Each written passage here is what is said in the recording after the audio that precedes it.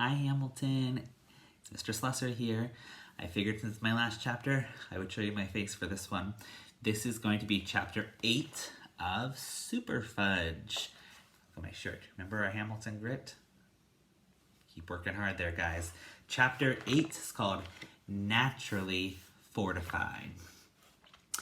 I want to be a ghost for Halloween, Fudge said. A scary, scary ghost. I think we can arrange that, Mom said. She was feeding Tootsie purple mush from a jar. Tootsie lets half of every spoonful ooze right back out of her mouth, so that Mom has to scrape it off her face and start all over again. It takes 3 tries to finish off one baby spoonful. Feeding Tootsie can be an all-day project. What about you, Peter? Mom asked. What do you want to be for Halloween? 6th graders don't wear costumes, I said. Really? Mom said. When I was in 6th grade. That was a long time ago, I said, interrupting her. 100 years or more, Fudge asked. Not quite, Mom told him. What's Tootsie gonna be for Halloween? Fudge asked. A baby, I told him. Ha ha, Peter, Fudge said, laughing. You're funny. Every time Fudge laughs, Tootsie laughs too, and when she laughs with her mouth full, she really makes a mess. So now she has plums all over her face, plums drooling down onto her bib, plums stuck in her hair, and plums covering her rattle, which she banged on her tray as she laughed. Turtle hangs around when Mom is feeding Tootsie. He's developed a taste for baby food. Mom says it isn't good for him. He needs to chew up hard food to exercise his teeth and jaws. And once a week, I give him a special tablet to help his breath. Lately, he has the worst dog breath. I'm glad Sheila Tubman isn't around to tell me how bad my dog smells, because this time, she'd be right. Fudge says Turtle should rinse twice a day with Precious Bath, this new blue mouthwash that's advertised on TV. Fudge is very big on commercials. He's memorized all of them, and when we go to the supermarket, he drives us up the wall, reciting his dumb jingles about why we should buy this product instead of that one. My father spends his mornings at the university library and works at home in the afternoon. How's the book coming? I asked him one day when I got home from school. Slowly, Peter, he said, very slowly. I'm still gathering information. I hope to finish my research by Christmas and start the actual writing after the holidays. Fudge stood in the doorway, nibbling a piece of cheese. Dr. Seuss can write a book in an hour, he said. How do you know that? I asked. I don't, but I bet he can, Fudge said. 1 fish, 2 fish, red fish, blue fish. Do you like green eggs and ham? I do. I like them, Sam, I am. Okay, that's enough, I said. Boys, I'm trying to work now, Dad said. Do you think you can move on to another room? Later, we were watching the 6 o'clock news when Fudge's favorite commercial came on the air. Oh, look, he said. It's my dancing cat. And he put down his Lego toys and watched. Everybody knows that cats can't really dance, I told him. It's just a lot of fancy camera work. Shut up, Peter, he said. Then he turned to Dad. We have cat food commercials and dog food commercials and people food commercials, so how come they don't have any bird food commercials? That's a good question, Fudge, Dad said without really answering it. Mine and birds of the world unite, I began, trying to think of a clever commercial for bird food. What's unite? Fudge asked. Never mind. You sound like Uncle Feather when you say things twice, Fudge said. It's contagious, I told him. What's contagious? Forget it, I said. We should feed Uncle Feather Choco, Fudge said. If you give it to the one you love, first thing in the morning, you don't have to worry the rest of the day. It has 45 vitamins. No, I said, that's not it. It's fortified with vitamins. That's what I said, 45 vitamins. Not 45, I told him, fortified. And I spelled it for him, Fortified. It means that vitamins have been added. It does? Fudge asked. Yes, I said. And anyway, you shouldn't believe everything you see on TV, right, Dad? That's right, Dad said. You lie when you make up commercials? Fudge asked. No, but we sometimes exaggerate, Dad said. What's exaggerate? Fudge asked. We embellish to make our point, Dad said. What's embellish? Sometimes Dad has to stretch the truth, I exclaimed. I explained. Thank you, Peter, Dad said. That's a very good way of putting it. How do you know so much, Peter? Partly because I'm in 6th grade, and partly because I'm naturally smart, I answered. Then how come you got a 58 on your geography test? Fudge asked. Because Mr. Wagner tricked us with matching questions. What's matching questions? It's what teachers do to you to prove you're not as smart as you think, I said. You'll find out someday. But I am as smart as I think, Fudge said. So there. I wasn't about to get into an argument over that one. On Friday afternoon, Alex and I went downtown. We stopped off at the movie theater to have a look at the display of the Superman photos. I had already seen Superman in New York, but Alex had missed it, so we decided that when it comes to town, we'll try to go and see it together. Next to the movie theater was an art gallery. There was something familiar about one of the paintings in the window. It was all white with 2 black circles in the middle and a red square in the upper left-hand corner. I know that painting, I said to Alex. It doesn't look like much to know, Alex said. I snapped my fingers. That's a Frank Fargo painting. Alex shrugged. Who's Frank Fargo? My friend's father. I was over when he was working on it, I said. Let's go in. The only other person in the gallery was a very tall, skinny woman with a neck like a giraffe's and more curly hair than I had ever seen. She was really good looking. I liked the way she walked, with her head high and her back straight. Hello, what can I do for you? She asked us. We were wondering about that painting in the window, I said. The one with the circles. It's called Anita's Anger, she said, and it's by Frank Fargo. I told you, I said to Alex, who didn't seem that interested. I know him, I said to Giraffe Neck. He's my friend's father. Really? She asked. Yes. How much does it cost? Alex asked. $2,500, she told him. What? Alex said. For that? Yes, he's becoming quite famous. But it's nothing, Alex argued. I bet I could paint the same thing in an hour. Just like Dr. Seuss can write a book in an hour, I muttered. That's what you got to do with it, Alex. What's that got to do with it? Sorry, Alex asked. Nothing. Forget it. It may look simple, she said, but I assure you it takes a lot of talent to paint that way. That night I asked my parents if they knew that Frank Fargo was becoming famous. Yes, Dad said. Didn't you? No, nobody ever told me. Nobody ever tells me anything. Mom and I are considering one of the paintings. It's in a gallery downtown. That white thing with the black circles and the red one? I asked. That's the one, Dad said. Do you like it? I don't know, I said. It sure does cost a lot. That's the problem, Dad said. But now I'm going back to work. Mom began looking up from her needlepoint. You're going where? I said. Back to work, she told me. I've been offered a part-time job by Dr. Monroe, a dentist in town. I thought you were sick of teeth, I said. I thought you wanted to study art history. Art history will have to wait, Mom said. For now, I've decided to be more practical. I looked at Dad. Because of the book, I thought. That stupid book. You wouldn't have to be practical if Dad was president of the advertising agency, would you? Peter, Mom sounded angry. That's not a very thoughtful thing to say. I didn't care if she felt angry, because I did too. It's all right, Anne, Dad said. I think I know what Peter's getting at.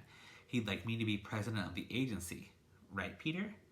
Well, sure. Who wouldn't want his father to be pregnant? Or president. Sorry. Wrong word. Who wouldn't want his father to be president? But I don't want to be president of the agency, Dad said. And we got to try to understand that. I do want to write my book, though, and sometimes you've got to do what's really important to you, even if it's not practical. And I never said I was sick of teeth, Mom said to me.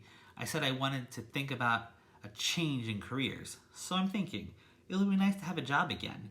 And if Daddy weren't at home writing his book, I wouldn't be able to leave Tootsie. So it's all working out, you see. No, I said. Everything's different. What do you mean, Dad said. I don't know. Just everything.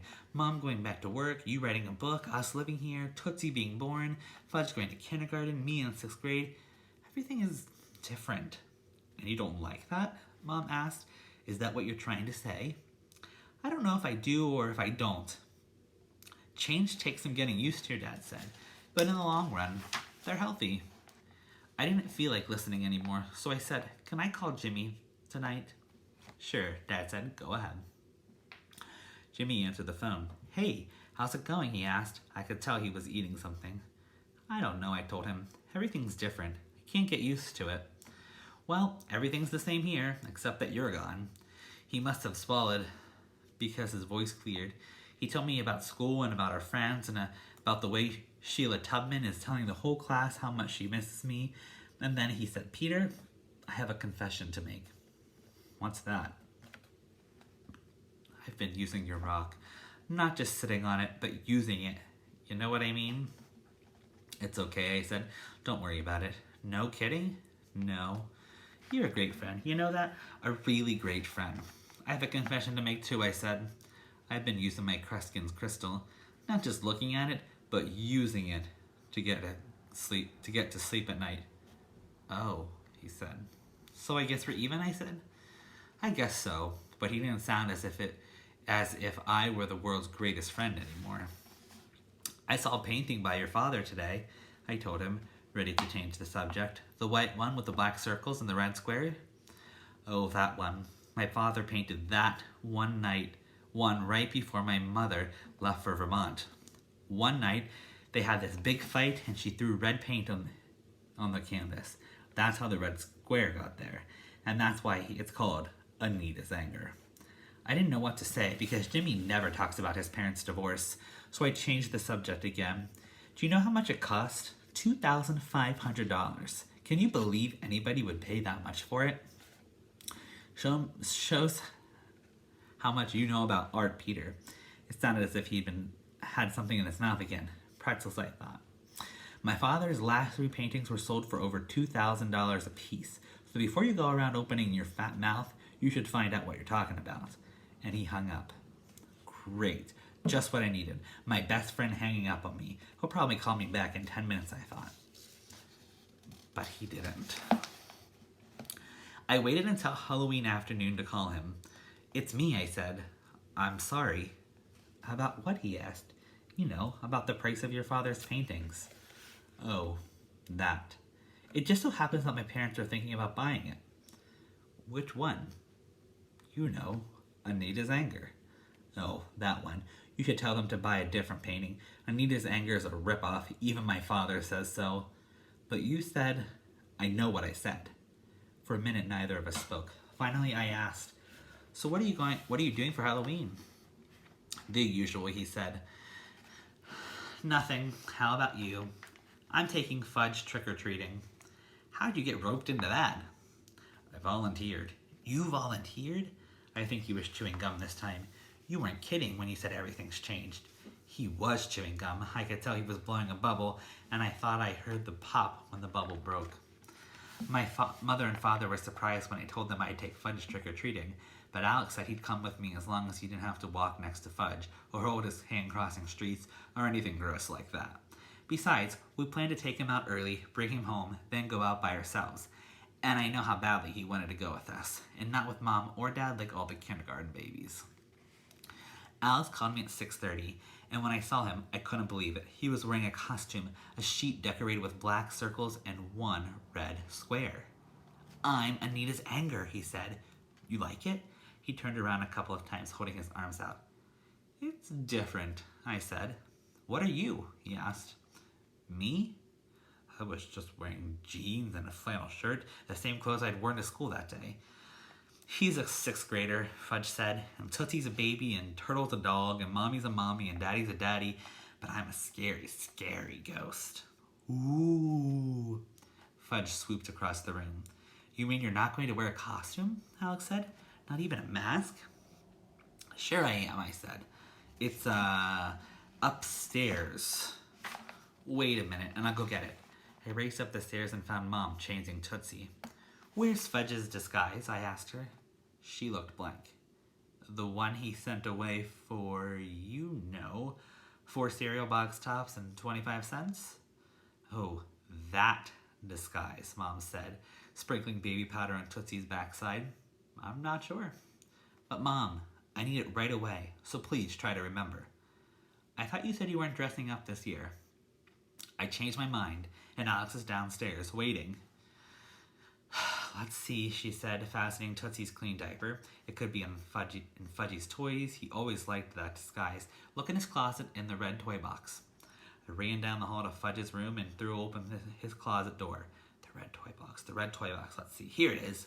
I dragged it out and rummaged through it, and there at the very bottom, in a Pepperidge Farm cookie box, where were the black eyeglass rims attached to the rubber nose and the stick-on beard and mustache. I almost found an old hat that once belonged to Grandfather Hatcher. I smoothed it out and put it on along with Fudge's disguise. I checked myself in the bathroom mirror, then ran downstairs. That's mine, Fudge hollered when he saw me. I'm just borrowing it for a few hours. No. No, I said. Okay, then you don't get to go trick-or-treating with me and Alex. You can go with Daddy like all the other kindergarten babies. Goodbye. I flung off the glasses and rubber nose, tossed them aside, and acted like I was really going to leave without him. No, he cried. Come back, Peter. Not unless I get to wear the disguise. Okay, you can wear it, but it's still mine, right? Yeah, sure, it's still yours. I looked over at Alex, who was shaking his head. Alex still can't figure out my family. We grabbed our UNICEF boxes and our pillowcases to hold our loot, and we left. We worked our way up one side of the street, then down the other. When we got close to Mrs. Moldor's house, Alex said, maybe she'll give us some worms for a treat. Worms? Fudge said. Yeah, Alex told him. She's very big on worms. So is Uncle Feather, Fudge said. Uncle Feather is a bird, I said. Why does everybody keep saying that? Fudge asked. I know Uncle Feather is a bird. He was quiet for a minute. Then he said, what does she do with her worms?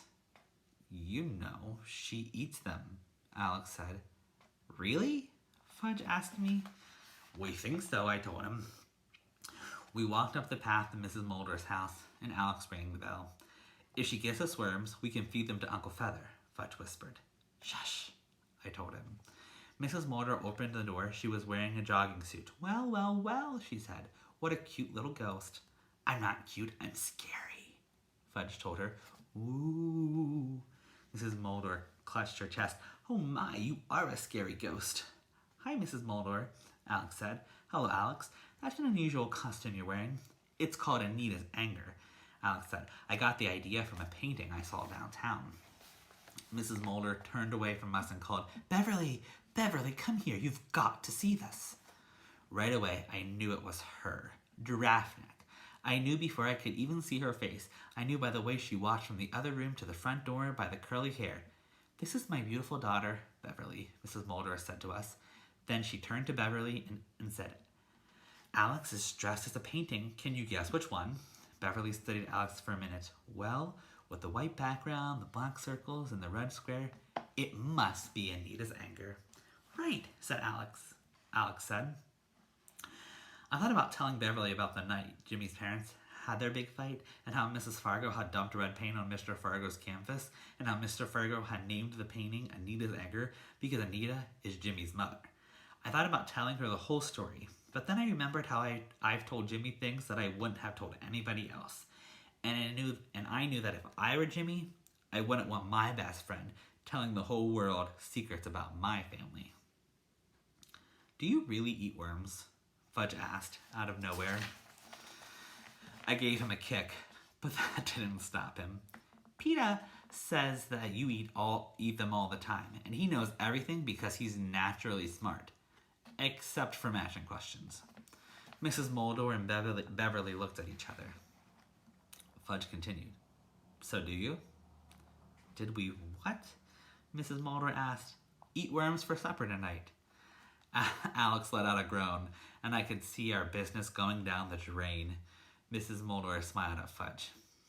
Yes, we did, she told him. Beverly added, there's nothing like home-baked worms, and my mother's recipe is the best. We eat them instead of cauliflower, Mrs. Moldor said. We need to get our vitamins one way or another. Are your worms fortified? Fudge asked. Alex groaned again. My worms are naturally fortified, Mrs. Mulder said. They're chock full of vitamins, no preservatives, nothing added, just the real thing. She was beginning to sound like a commercial for worms. I could hear the announcer saying, Buy Mrs. Mulder's naturally fortified worms. They're chock full of vitamins. Grind them up in your favorite recipe, blend them into your milkshakes, serve them instead of cauliflower on those special occasions. Would you like to taste my special worm cookies? Mrs. Mulder asked Fudge. Oh, yes, Fudge said, following Mrs. Mulder into the house. We marched through the house to the kitchen. On the counter was a big plate of cookies. Fresh out of the oven, Mrs. Mulder said. They look like chocolate chips, Fudge said. They are, Mrs. Mulder told him. Chocolate chip worm cookies. Which part is worm? Fudge asked. Mrs. Mulder laughed. You can't see the worms. I grind them up and mix them in the flour. Just like my commercial, I thought. Go on, Mrs. Mulder said, offering their plate of cookies to Fudge. Take one. Fudge chose a cookie and held it to his lips, but he hesitated, and I could see that he wasn't sure he really wanted to taste a chocolate chip worm cookie after all. Beverly took one and shoved it into her mouth all at once. She said. These are really good, Mother. She took another and ate it quickly. 2. Then she brushed the crumbs off her hands. Fudge bit into his cookie. He chewed it up very slowly. Good, he said. He can't even taste the worms. Mrs. Mulder offered the plate to Alex and me. We each took a cookie. Fudge asked if he could have another, and Mrs. Mulder said she'd do better than that. She wrapped a little package of cookies for him to take with him. When we got home, Fudge dumped out the pillowcase on the dining room table. He arranged his loot in stacks and counted everything. 11 M&Ms, 7 Nestle Crunches, 5 Hershey's without almonds, 3 with, 2 Milky Ways, 1 granola bar, 4 apples, and 6 worm cookies. What did you say? Mom asked him. Nothing, Mom, I told her. He didn't say anything, did you, Fudge? Here, Mommy, Fudge said. Have a cookie. Mrs. Mulder just baked them. Thank you, Mom said. She tasted it. Very good. I wonder where she got her recipe. It's been in her family for a long time, I said. And they're naturally fortified with... I didn't give him a chance to finish. No preservatives, no additives, naturally fortified and chock full of vitamins. Right, Fudge? Right, Peter, he said, smiling, and I knew that he understood. Well, that's it for me. Mrs. Haas is picking up the last 4 chapters of the book, so I hope you enjoyed the 4 chapters from Super Fudge from Mr. Slessor. Keep reading.